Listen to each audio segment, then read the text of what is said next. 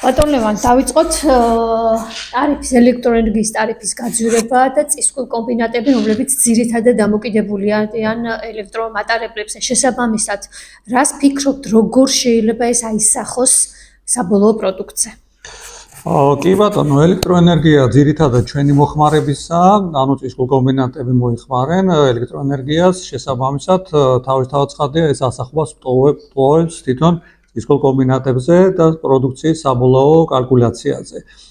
მინდა გითხრათ, რომ დაახლოებითი პროცენტი არის 25% ელექტროენერგიის და შესაბამისად, აქედან თუ დავითვლით, რა თქმა უნდა, ეს ასახული იქნება, მაგრამ რეალურად ბატონ მალხაზმაც ილაპარაკა ჩემს წინ და მან თქვა, რომ დღეს ერთი ტომარა პირველი ხარისხის ფქვილის ფასი მისაწოდებელი პურის ქარხნებზე არის 53-54 ლარი. და რაც ნიშნავს, რომ იმ კორიდორში, რომელიც ფასებთან მიმართებაში წისქვილ კომბინატებს და პურის წარმოებლებს შორის არის, ზედა ბიჯი, გაძვირების, ასე ვთქვათ, დადგენილი არის დაახლოებით 62-63 ლარის ფარგლებში.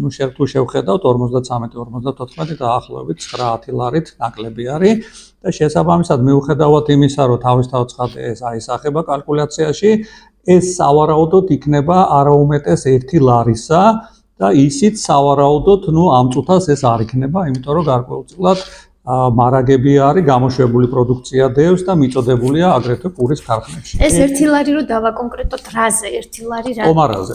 1 ლარი ტომარაზე. შესაბამისად, 53-54 შეიძლება გახდეს 54-55, თუმცა კიდევ ერთხელ დავკონკრეტებით, რომ 62 ლარამდე ეს საკმაოდ შორი არის და აქედან გამომდინარე, თუ სხვა გამოწვევები არ იქნება, ანუ ბოლო თვეების განმავლობაში შემიძლია გითხრათ, რომ ფაქტიურად ფქვილიდან გამომდინარე პურის ფასთან მიმართებაში იქნება სტაბილურობა. ეს შემიძლია ამ წუთისათვის გითხრათ, თუმცა ხედავთ, რომ სოფლიოში ძალიან სწრაფად იცვლება ყველაფერი, მათ შორის სამომავლო თემები და უნდა ვთქვათ, რომ როდესაც ჩვენ ვლაპარაკობთ ხოლმე თვითონ სიტუაციაზე, ბაზარზე, ჩვენ აუცილებლად უნდა განვიხილოთ მოკლევადიანი პროცედურები და მოკლევადიანი ვთქვათ, ის ინსტრუმენტები, რომელიც შეიძლება გამოვიყენოთ, რომ ფასთან მიმართებაში სტაბილურობა გქონდეს და გრძელვადიანი სისტემური, რაც ჩვენ არაერთხელ გვითქვია, რომ საჭიროა, რომ სისტემურად იმუშაოს თვითონ სალმა დარგმა, ეს არის ხორბლის წარმოება, ეს არის წისქვილ კომბინატები და ეს არის პურის წარმოება. ამისათვის რამოდენიმე წინადადება ჩვენ დაყენებული გვაქვს, თუ გნებავთ ეხლავე გეტყვით, თუ გნებავთ განვიხილოთ რაღაც კიდე სიტუაცია მსოფლიო ბაზარზე და მე ვთქვათ ეს შემიძლია რამოდენიმე ვთქვათ ღონისძიება, რომელიც გასატარებელია ჩვენი აზრით, ეს არის პირველ რიგში ფქვილის სავალდებულო მარკირების შემოღება საქართველოში. ეხლა რატო გჭირდება ეს ყველაფერი? გჭირდება იქიდან გამომდინარე, რომ რეალურად ჩვენ როდესაც ბოლო თვეების ბაზარს ვაკვირდებით, ჩვენ უпростоრად ბოლო წლების ბაზარს ვაკვირდებით, ჩვენ ვხედავთ, რომ ის წისქვილ კომბინატები, რომლებიც ჩვენი ასოციაციის წევრები არიან და პირნათელი არიან, მათ შორის თვითონ საგადასახადო კუთხით, პასუხისმგებლობის აღების კუთხით ქვეყნის წინაშე, ანუ იხდიან გადასახადებს, ასაქმებენ ადამიანებს, უშვებენ პროდუქციას და პასუხისმგებლობას ღებულობენ ფასთან მიმართებაში. აქტიურად ეს არის ერთი ნაწილი.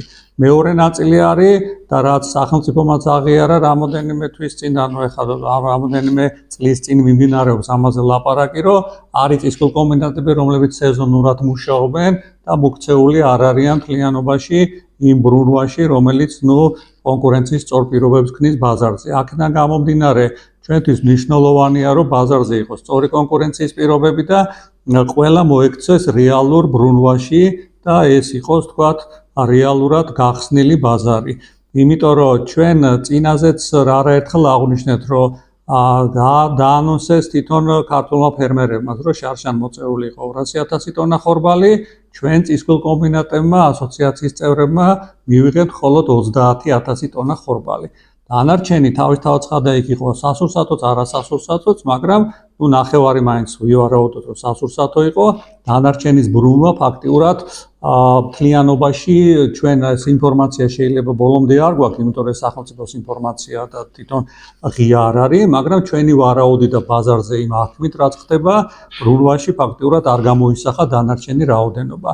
და სწორედ ეს თვითონ მარკირება სავალდებულო ამას გააკეთებდა, რომ კონტროლი სწორად იქნებოდა, როგორც სახელმწიფოს მიერ გაკეთებული, ისე კონკურენციის პირობები იქნებოდა სწორი. და თუ ეს ბრუნვა, ვთქვათ, როგორც სახელმწიფომ თქვა, თვითონ სახელმწიფოში გაუკვირვებელი ეკონომიკა დაახლოებით 17%-ია და მათ შორის ნუ ჩვენ დარგში თუ ვივარაუდებთ, თუ ეს ბრუნვაში მოექცევა, თავისთავად ეს არა მარტო იმას მოიტანს, რომ სწორი კონკურენციის პირობები იქნება, არამედ მოიტანს იმას, რომ თვითონ ბიუჯეტის შევსება საკმაოდ ნორმალურად მოხდება და შესაბამისად სწორად იქნება დანახული ეს ყველაფერი.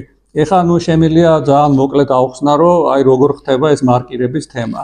მარკირების თემა პირველად შემოვიდა მაგალითისათვის შემიძლია გითხრათ ალკოჰოლ და არაალკოჰოლურ სასმელებში და ამან ძალიან სერიოზულად იმუშავა, მთლიანად გაათეთრა ბაზარი, ასე ვთქვათ, დაახლოებით 12-15 წლის წინათ და შესაბამისად დღეს ვნახავთ, ყველაფერი მარკირებულია და შესაბამისად მინიმუმამდე დასულია ის, რომ ვთქვათ, იქ შეიძლება რაღაც არასწორად იყოს ვიღაცა ოპერირებაში.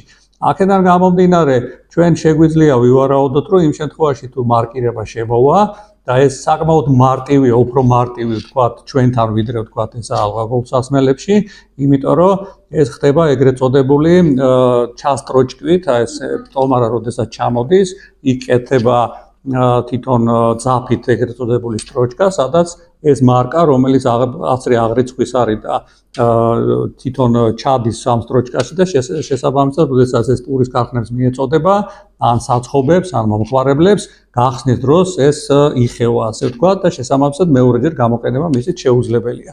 აქედან გამომდინარე, ჩვენ 100%-იანი თითქმის გვეწოდინება, რომ ვთქვათ, მექანიზმი მუშაობს სწორად და ნებისმიერი წისქვილ კომბინატი სწორი ოპერირების პირობებში არის. შესაბამისად, ეს არის პირველი ჩვენ რაც გვინდა რომ ვთქვათ, იყოს გამოყენებული.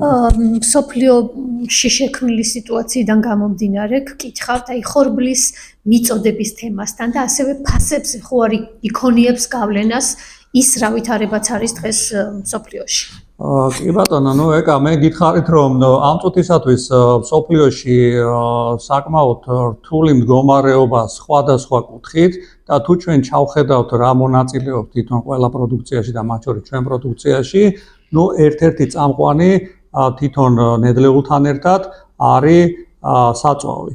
იქიდან გამომდინარე, რომ საწვავთან დაკავშირებით ძალიან დიდი გამოწვევებია მსოფლიოში და მათ შორის საქართველოში გაძვირების ხრივ, თავისთავად ცხადია, ეს მოქმედებს თვითონ კალკულაციაზე.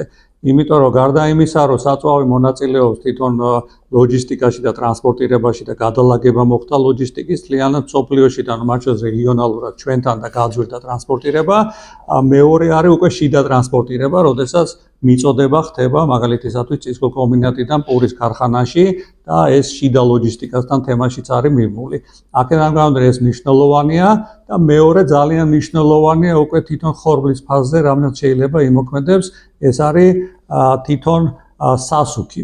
სასუქიდან გამომდინარე, აგრეთვე ძალიან დიდი გამოწვევებია მსოფლიოში და რეალურად სასუქის დაახლოებით 30% ჰორმუსის სრუტით გადის და შესაბამისად ეს სერიოზულად მოქმედებს მთლიანობაში, მაგრამ ეს უფრო მომავლის არის, მაგრამ ასახვა ეხლა შეიძლება პოულს, იმიტომ რომ ეხლა ხნათესთვის სამუშაოები დაიწყება თვითონ რეგიონალურად, მათ შორის რუსეთში, უკრაინაში, შემდგომ ვთქვათ ყაზახეთში, ევროკავშირის ქვეყნებში და ეს გათვალისწინებული არის ამის გაძვირება. ჩვენ გვაქვს საქართველოში მათ შორის რუსთავის აზოტი, რომელიც სასუქებს უშვებს, მაგრამ ეს არ ნიშნავს, რომ მაგალითად რუსთავის აზოტი საქართველოს ფერმერებს მიაწვდის რაღაც იაფასად, იმიტომ რომ ისინი ექსპორტზეც ყიდიან და შესაბამისად ექსპორტის ფასი არის მიწოდების ფასი მათ შორის შიდა ბაზარზე. შესაბამისად ეს სერიოზული გამოწვევა იქნება, მაგრამ არა ეხლა. ლევან, თქვენ იმდენი ფაქტორი ჩამოთვალეთ, ეხლა რამაც შეიძლება დიდი რისკი არსებობს, რომ ხორბალზე მოახდინოს ფასების კუთხით კორექცირება,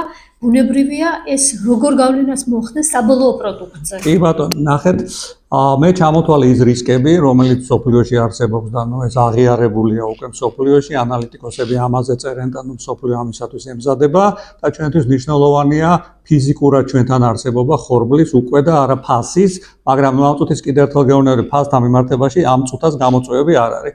მაგრამ არის კიდე დამაბალანსებელი ფაქტორები, რომელსაც ეხა ჩამოვთვლი. ეს არის მაგალითად ერთ-ერთი ძლიერი ფაქტორი არის, რომ სულ ახლოს არის ახალი მოსავლის აღების პერიოდი, მათ შორის რუსეთში რეგიონალურად და შესაბამისად თუ გავითვალისწინებთ, რომ ზოგადად შემნახველი მეურნეობები არც ერთ ქვეყანას და მათ შორის რუსეთს და არც უკრაინას და არც ევროკავშირს იმდენი არ აქვს, რომ ახალი მოსავალით შეინახოს და ძველით შეინახოს, რომელიც გარდამავალ მარაგებად აქ ხდება ხოლმე ძველი მოსავლის გამოყრა, განთავისუფლება ახალი მოსავლისთვის და სწორედ იმ დროს უახლოვდებით ჩვენ, როდესაც თქვათ ეს წერტილი იქნება სულ მალე, რაც ნიშნავს, რომ ფასებზე დაწოლა მოხდება, ანუ შესაბამისად მიწოდება უფრო მეტი იქნება ვიდრე მოთხოვნა და ამ შემთხვევაში ეს დამაბალანსებელი ფაქტორი იქნება იმ ყველა უარყოფითი ფაქტორის, რომელიც თქვათ მე ჩამოვთვალე. შესაბამისად, რომელი გადაწონის და რამდენით, ფაქტურად ამის მიხედვით იქნება ფასები განსაზღვრული. თუმცა, ჯერჯერობით ნელ-ნელა ფასი მაინც დაძრულია მაღლა და თუ ჩვენ შევხედავთ, ფრახტი გაძვირებულია ზღვაზე, $40 იყო 1 ტონის გადაზიდვა, ეხლა $55-ია, შავ ზღვაზეა ლაპარაკი და ხორბლის ფასის დაახლოებით $5 გაზრდილია. თუმცა კიდევ ერთხელ ვამბობ, მარაგების თემა გვაქვს საკმაოდ ნორმალურად მოწესრიგებული და მარაგების ხარჯით ჩვენ შეგვიძლია ვივარაუდოთ და კიდე ის რომ თქვა ახალი მოსავლის პირობებია სულ ახლო მომავალში, რომ გარკვეული სტაბილიზაცია მაინც იქნება და არ იქნება ეს ისეთი სერიოზული დარტყმა ფასებზე, როგორც თქვათ, შეიძლება დღეს ნავთობზე იყო და აქედან გამომდინარე ვფიქრობ, რომ ჯერჯერობით ამ თვეების განმავლობაში სტაბილურობა გვექნება. კიდევ ერთხელ ვამბობ, თუ რამე პოლიტიკური ან სხვა სერიოზული გაუთვალისწინებელი ფაქტორებმა არ იმოქმედებს. მადლობა.